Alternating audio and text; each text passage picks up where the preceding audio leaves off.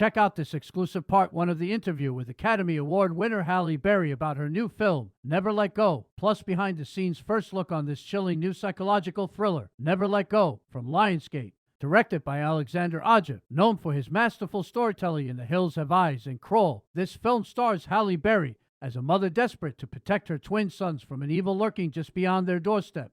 With suspenseful twists and an eerie atmosphere, Never Let Go promises to keep audiences on the edge of their seats. In theaters September 20th. Well, I have always loved this genre, especially this level of horror, let's just say. Like The Others was one of my all-time favorite movies in this genre.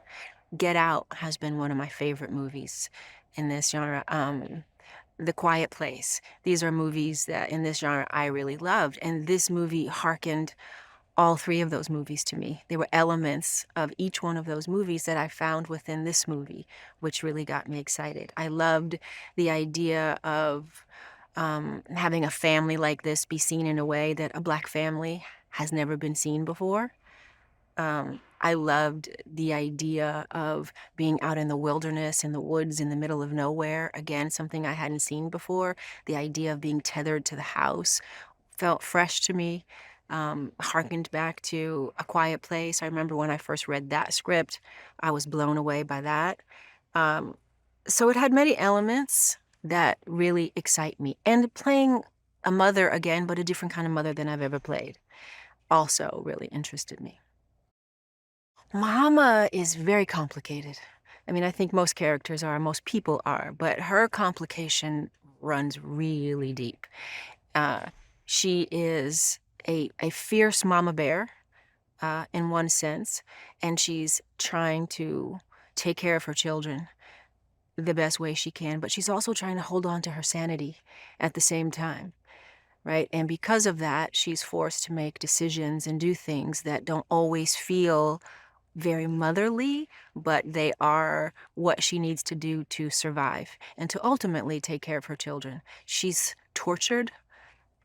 I think she herself wonders if this evil that's surrounding her is real. Is she a bit schizophrenic? Is it really real? Is she making it up? Is she really doing the right things by these kids, keeping them sequestered here? Because technically what she's doing is, she's torturing them too.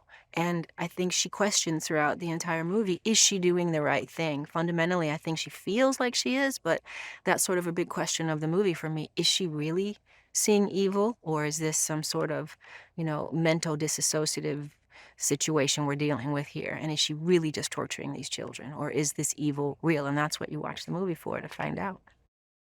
I needed to try to understand, who would people be if you never left a house and you were sequestered and tethered or stuck, right? And tortured in a way. So I did research along those lines, trying to really understand what that would be like. What would they sound like? What would their language be like?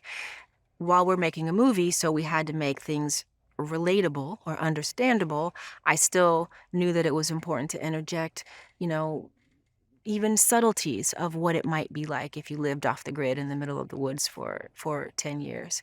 And also, I studied schizophrenia because I feel like, mama is not quite mentally sound, and I think whether she's suffering from schizophrenia or some dissociative personality disorder, after 10 years being in the middle of nowhere, only talking to two babies who then grow to be 4, 5, 6, 7, 8, 9, like, you're pretty limited in your ability to express yourself and to function. And so how does that affect a normally functioning person? If she were so, how would that affect her? How would that change her? Right? So I tried to, dig down as many avenues as I could to sort of bring a reality to who I think this woman might be, and then discover how that sat down in my body.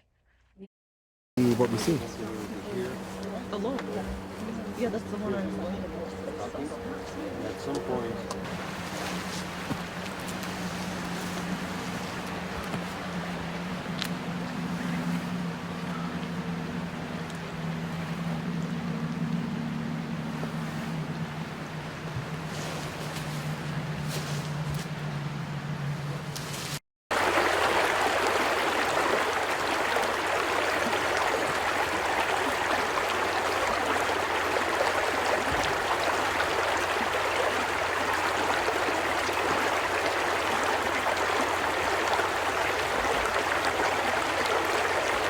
AJ had to do the real work of acting in many ways and find this character. I had to do that for Mama. I don't carry Mama in my body. So he had to do the real work of what actors do. And I was really proud of him, and he's proud of himself because he knew that he rose to the level, right? And he did exactly what is needed of him, which was expected and hoped for from him. He's worked hard at it. He's taken it seriously. And he's a great yin to Percy's yang, you know. And Percy's done his own work, trust me. Yeah, he has to carry all the emotion of the movie, and he's had to work hard accessing that in his own body, you know, getting to those dark places, letting that emotion flow. You know, he's had to do his own work, for sure.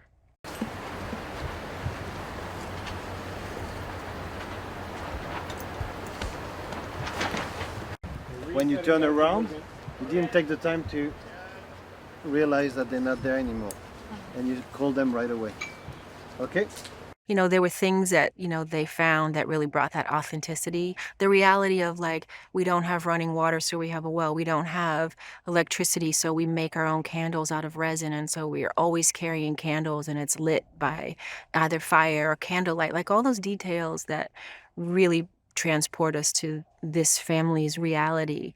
And I think the set and the design and made that all possible. And it's just one set, the house, you know, but it has everything that we need to bring the story to life.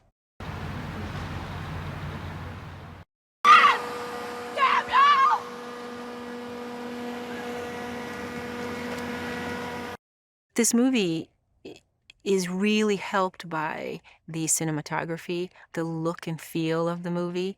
It's a beautifully shot.